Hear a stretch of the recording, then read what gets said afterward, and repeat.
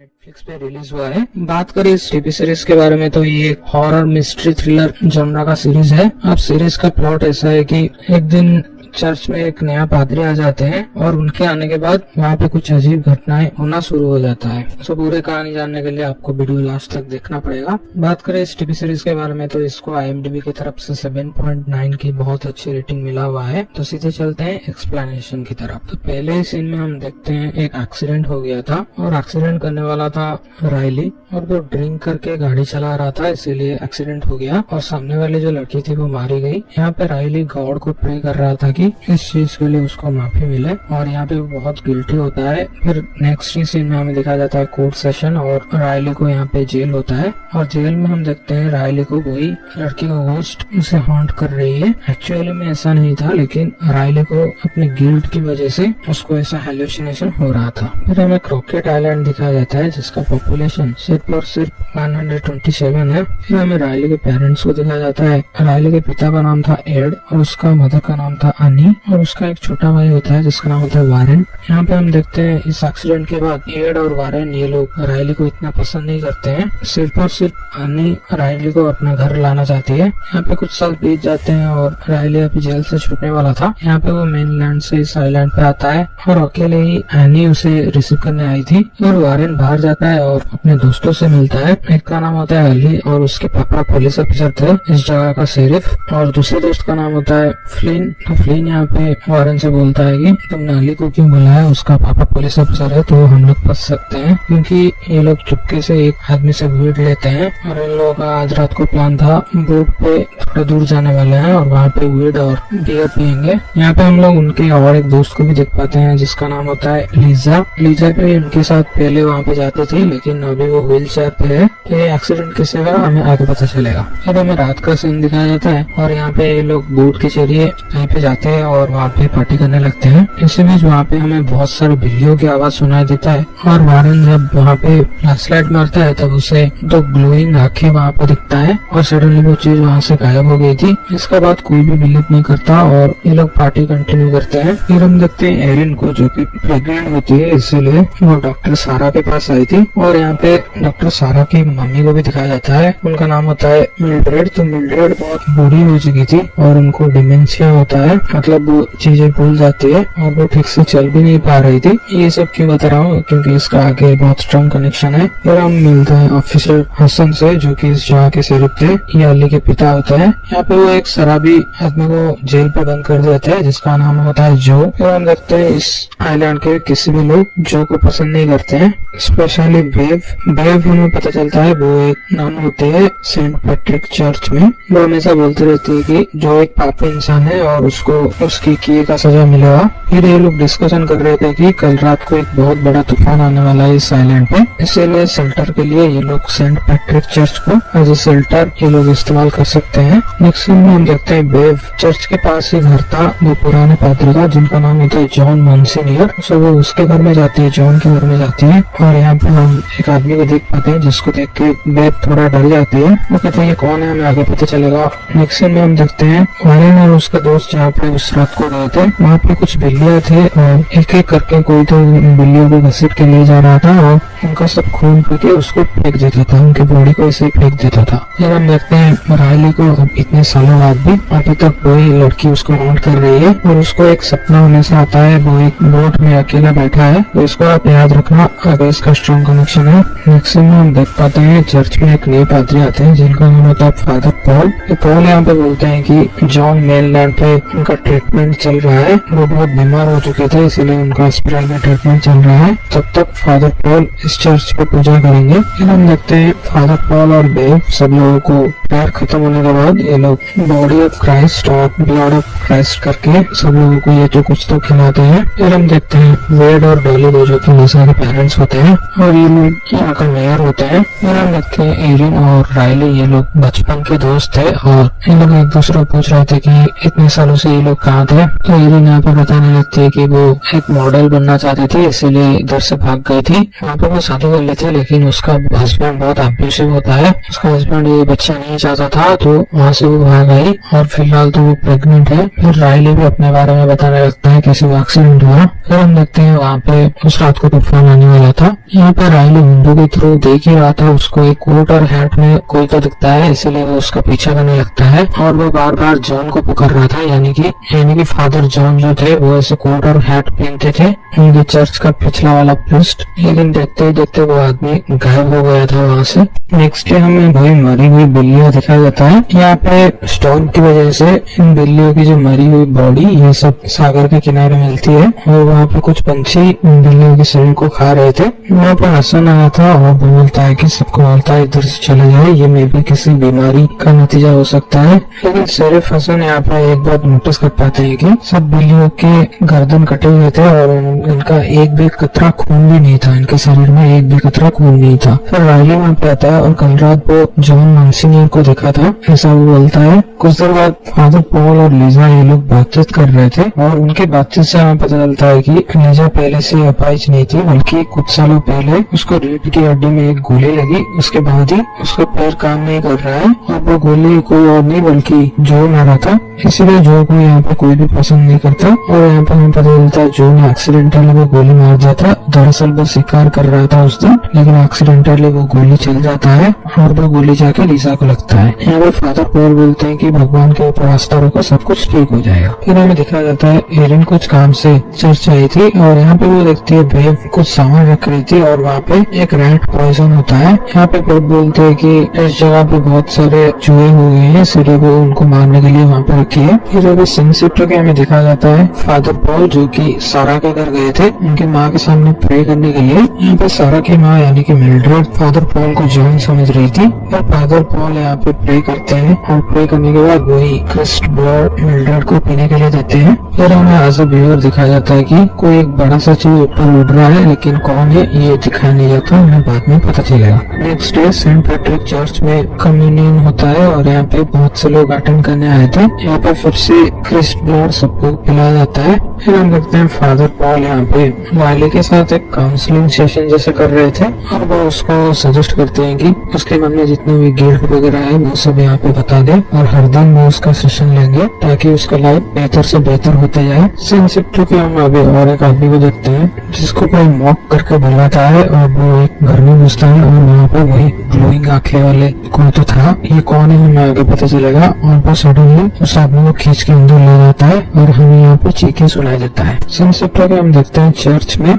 सब लोग इकट्ठे थे और यहाँ पे फादर पॉल लीजा को अपने पास बुलाने लगते हैं और उसे इनकरेज करते हैं कि तुम चल सकती हो। और ऐसे ही हम देख पाते हैं कि लीजा अभी व्हीलचेयर से किसी तरह उठ के चल पा रही थी। ये देख के सब सरप्राइज थे क्योंकि ये एक मिरेकल से कम नहीं था। फिर हम देखते हैं सब लोग जाने के बाद फादर पॉल गॉड के सामने कन्फ्रंट करते हैं और यहाँ पे हमें फ्लैशबैक दिखाया जाता है असल में क्या हुआ। हम देखते हैं मॉन्सिन्योर जॉन गॉड को खोजते खोजते वो एक रेगिस्तान में पहुंच गए थे और यहाँ पे उनको एक गुफा जैसा कुछ तो दिखाई देता है, तो वो वहाँ पे चले जाते हैं। वही गुफा में वो व्हाइट आइज वाला जीप था और उसके पंख भी थे और वो सडनली जॉन के ऊपर हमला कर देता है और उसका खून पीने लगता है। जॉन उसका पैर देख के उसको लगता है कि ये एक एंजल है, इसीलिए वो उसके सामने प्रे करने लगता है। और यहाँ पे हम देखते हैं वो क्रीचर उसका खून जॉन को पीने के लिए देता है। फिर यहाँ पे जॉन बेहोश हो गया था, जब वो उठता है तब वो यंगर एज में था, यानी कि फादर पॉल और कोई नहीं बल्कि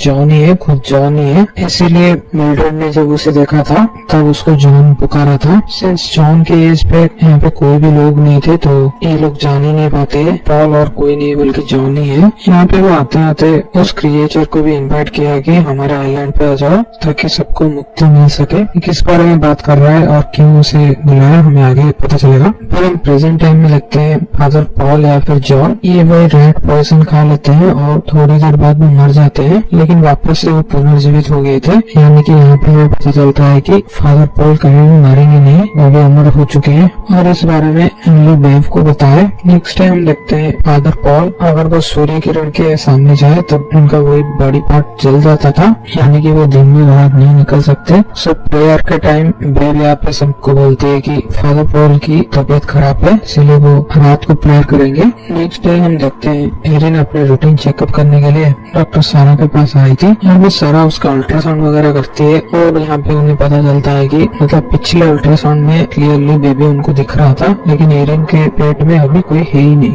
मतलब बच्चे का कोई भी नामो निशान नहीं था और ये बात बहुत ही ज्यादा अजीब है। इधर हम देखते हैं कुछ टेस्ट के लिए एरिन के ब्लड सैंपल डॉक्टर सारा कलेक्ट करके रखी थी, लेकिन उसका भी ब्लड जब सनलाइट के आगे आता है और उसका ब्लड जल जाता है। फिर हम देखते हैं रायली और एरिन ये लोग एक दूसरे के साथ अपना दुख सार कर रहे थे। नेक्स्ट में हम देखते हैं जॉन अपना ही हाथ काट के उसका खून पी रहा था, लेकिन थोड़ी देर बाद उसका हाथ ऑटोमेटिक हील हो जाता है। नेक्स्ट में हम देखते हैं जो यहाँ पे जॉन से मिलने आया था, लेकिन जॉन यहाँ पे अब वैम्पायर बन चुका है तो वो उसको मार के उसका खून पीने लगते हैं। फिर रात को जब जॉन रायली के सेशन ले रहे थे तब रायली उससे पूछता है कि जो कहाँ है, क्योंकि अभी जो और रायली ये लोग साथ में ही आज रात को सेशन करने वाले थे, लेकिन कुछ देर पहले ही फादर जॉन ने उसको मार डाला। तो जॉन यहाँ पे झूठ मूठ का बोलता है कि हाँ जो से उसकी बात हुई है और जो आइलैंड से बाहर गया है कुछ दिनों के लिए अपने बहन के पास रहने के लिए। फिर थोड़ी देर बाद जब रायली अपने घर चला गया था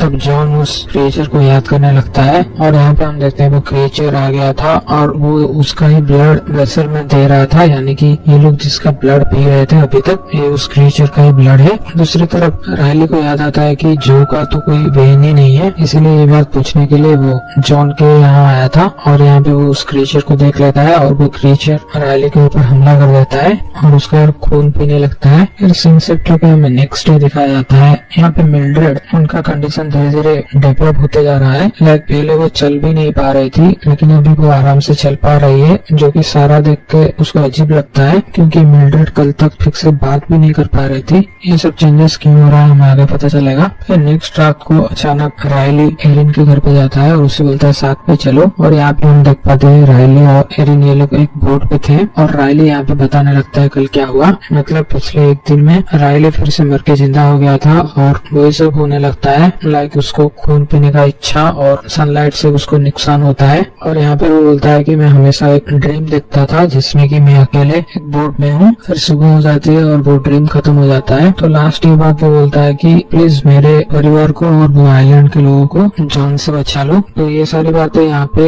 एरिन को लग रहा था कि ये मजाक है, लेकिन जब सूरज उगता है तब रायली उसके ही सामने रायली का बॉडी पूरा जल जाता है और ये देख के एरिन पूरा शॉक में रोने लगती है और उसको अभी पता चलता है कि असल में क्या हुआ है और रायली जो भी बोल रहा था वो सारी बात सच है। और सुबह होते ही ये बात फादर पॉल को यानी कि जॉन को पता चल चुका था कि रायली इस दुनिया में अभी नहीं है, क्योंकि वो जो क्रिएचर है वो टेलीपैथी भी होता है। तो ऐसा क्लियरली सीरीज में दिखाया नहीं गया है, लेकिन फादर पॉल को हमेशा वो क्रिएचर की साउंड अपने कानों में सुनाई देती है, इसलिए वो क्रिएचर के माध्यम से फादर पॉल को पता चल चुका था कि रायली ने ये सारी बात अभी एरिन को बता दिया है। फिर एरिन यहाँ पे आइलैंड आके ये सारी बात सारा को बताती है। तो सारा यहाँ पे थोड़ी बहुत उसके बातों पे बिलीव कर रही थी क्योंकि उस दिन उसके ब्लड भी जल रहा था। और यहाँ पे हम देखते हैं सारा की माँ यानी कि मिल्ड्रेड और भी जवान दिख रही थी, यानी दिन प्रतिदिन वो जवान होती जा रही है। इधर हम देखते हैं फादर पॉल एक अनाउंसमेंट करते हैं कि आज रात को एक फाइनल प्रेयर होने वाला है और इसमें टाउन के सभी लोगों को ज्वाइन करना पड़ेगा। तो यहाँ पे सारा और उसकी माँ और एरिन समझ गए थे कि क्या होने वाला है। उस तरफ हम देखते हैं बेब के एक फॉलोअर ने टावर स्टेशन के नीचे जो भी वायर लगे हुए थे उसको काट देता है, यानी कि टावर भी काम नहीं करेगा और जितने भी बोट्स थे उसको मेनलैंड पे ये लोग भेज दिए थे ताकि इधर से कोई भी भाग न सके। यहाँ पे अली भी बोल रहा था हसन से कि आज रात ये दोनों साथ में चर्च चलेंगे क्योंकि आज रात को बहुत बड़ी चमत्कार होने वाला है और फादर जॉन ने सबको रिक्वेस्ट किया है कि ज्वाइन करे। हसन यहाँ पे जाना नहीं चाहता था, लेकिन अपने बेटे अली की वजह से वो जाने के लिए राजी हो जाता है। फिर हम देखते हैं यहाँ पे सब लोग चर्च गए थे और फादर पॉल यहाँ पे एक आदमी को जहर दे के मार देता है। यहाँ पे ये बात सब लोग देख के डर गए थे कि क्या हो रहा है, ये सब क्या हो रहा है। लेकिन पॉल यहाँ पे बोलता है कि थोड़ी देर में ये वापस जिंदा हो जाएगा। और यहाँ पे हमें इनके प्लान के बारे में पता चलता है, क्योंकि फादर पॉल ने पहले से ही सब लोगों को वही उस क्रिएचर का ब्लड, राइस्ड ब्लड कह के सबको पिला दिया था। तो सबके शरीर में ये ब्लड दौड़ रहा है और समहाउ इस ब्लड की वजह से लोगों के जितने भी डिजीज वगैरह है ये सब अपने आप ठीक हो रहे हैं। और तो और लिजा तो अपने पैर पे भी अभी चल सकती है, लेकिन ब्लड पीने के बाद एक बार पर्सन को बनना पड़ेगा और जब वो वापस जिंदा हो जाएगा उसे कोई भी खाने की जरूरत नहीं है और वो आजीवन अमर हो सकता है। उसको जीवन भर कोई भी डिजीज नहीं होगा, लेकिन बचने के लिए दूसरों के खून पीना जरूरी है। तो यहाँ पे इन लोगों के शरीर में तो पहले से ही वो क्रिएचर का ब्लड है, इसीलिए इन लोगों को पहले मरना पड़ेगा। यहाँ पे सबको वो रैट पॉइजन ऑफर किया जाता है और हसन जब इस चीज का विरोध करता है उसको 2-4 जन मिलके नीचे गिरा देते हैं। यहाँ पे हम देखते हैं अली और साथ ही साथ बहुत से लोग ये रैट पॉइजन पी लेते हैं और जब वो वापस उठते हैं मर के तब वो एक वैम्पायर में बदल गए थे, इसीलिए वो एक दूसरे का ही खून पीने लगता है। लेकिन इधर से कैसे भी करके एरिन, सारा, रायली का छोटा भाई वारेन और लिजा और शेरिफ हसन इधर से निकलते हैं। फिर हम देखते हैं ये लोग जितने भी लोग वैम्पायर्स में बदल चुके थे ये लोगों को खाने के लिए लोगों के घर के अंदर घुस जाते हैं और उनका खून पीने लगते हैं। और यहाँ पे बेफ के कहने पर उसके जो 2-3 फॉलोअर थे वो लोग लोगों के घर के अंदर, जो लोग घर पे छुपे थे उनके घर के अंदर मोलोटॉव फेंकता है ताकि ये लोग बाहर आ जाए। ऐसे ही मोलोटॉव फेंकते फेंकते वो वहाँ के जितने भी घर थे वो सब जल चुके थे। यहाँ पे सब लोग जाने के बाद डॉक्टर सारा की मैम, मिल्ड्रेड और जॉन की कन्वर्सेशन हमें दिखाया जाता है। उनसे हमें पता चलता है कि सारा जॉन और मिल्ड्रेड की बेटी है। जॉन यहाँ पे बोलता है कि अगर उससे दूसरा जन्म मिले तो वो इटरनल लाइफ मिल्ड्रेड के साथ बिताना चाहता था, इसीलिए इटरनल लाइफ की खोज के लिए वो भटकते भटकते उस चीज तक चला गया और उधर से वो काइंड ऑफ अमर हो चुका था। लेकिन अमर होने के लिए उसको एक बार मरना पड़ता। जैसा कि हमने देखा वो मरने के बाद ही वैम्पायर बन चुका है और अपना पूरा लाइफ मिल्ड्रेड के साथ बिताना चाहता है, मिल्ड्रेड और सारा के साथ बिताना चाहता है। इसीलिए वो उस क्रिएचर को बुलाया, क्योंकि उसी क्रिएचर के खून से ही सब लोगों का डिजीज दूर हो सकता है और सब लोग अमर हो सकते हैं। लेकिन उसे नहीं पता था कि इतना सारा सब कैओस हो जाएगा, लाइक एक दूसरे के ऊपर लोग कूद पड़ेंगे एक दूसरे को मारने के लिए, इसलिए वो अपनी गलती मानता है। इस तरफ हम देखते हैं शेरिफ एक प्लान बनाता है और वो बोलता है दोनों बच्चों यानी कि लिजा और वारेन ये लोग चले जाए एक बोट के माध्यम से, क्योंकि एक ही लाइफ बोट इन लोगों के पास है, बाकी सब बेव ऑलरेडी जला चुकी है, इसलिए ये लोग निकलते हैं पहले। यहाँ पे हसन और एरिन ये सब एक गैसोलीन का डब्बा लेके चर्च के आसपास और चर्च में सब छिड़क देते हैं, क्योंकि बेव तो ऑलरेडी सारा घर जला चुकी है, इसलिए अभी थोड़ी देर में सुबह होने वाली है और अगर इन लोगों को शेल्टर नहीं मिला तब सूरज की किरणों से ये सारे लोग मारे जाएंगे और सक्सेसफुली ये लोग वो चर्च जला देते हैं। यहाँ पे एरिन के ऊपर वही क्रिएचर हमला कर देता है और उसका खून पीने लगता है। एरिन बड़े ही चालाकी से एक नाइफ के माध्यम से क्रिएचर का कपार काटने लगती है ताकि वो वापस उड़ के कहीं पे छुप न ले। यहाँ पे सुबह होने वाले थे और सब लोगों की ऑलमोस्ट मौत तय था, क्योंकि सब लोग एक दूसरे को काट चुके थे और इन्फेक्ट हो चुके थे। यहाँ पे दोनों बच्चे ही अकेले साइलैंड से निकल जाते हैं और लास्ट में हम देखते हैं बेव बचने के लिए बहुत ट्राई करती है, लाइक वो एक गड्ढा खोदती है कि किसी भी गड्ढे में घुस जाए और सूर्य की किरण से बच जाए, लेकिन आखिरकार वो भी मारी जाती है, वो भी जल जाती है। तो यहाँ पे सीरीज खत्म होता है और यहाँ पे कोई भी क्लिफ हैंगर दिया नहीं गया, कम्प्लीटली ये सीरीज यहाँ पे खत्म होता है। तो अगर मेरा एक्सप्लेनेशन आप सबको पसंद आया तो प्लीज इस वीडियो को लाइक कर देना और चैनल को सब्सक्राइब कर देना। मिलते हैं नेक्स्ट वीडियो में। Thanks for watching.